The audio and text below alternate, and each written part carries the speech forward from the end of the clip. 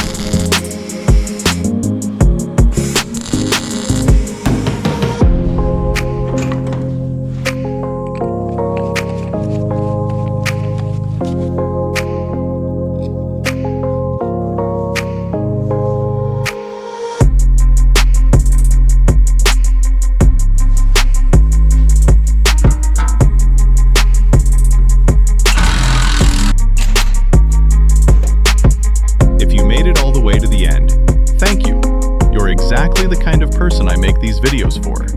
Click the one on screen before you go. It's another idea I'm sure you'll like.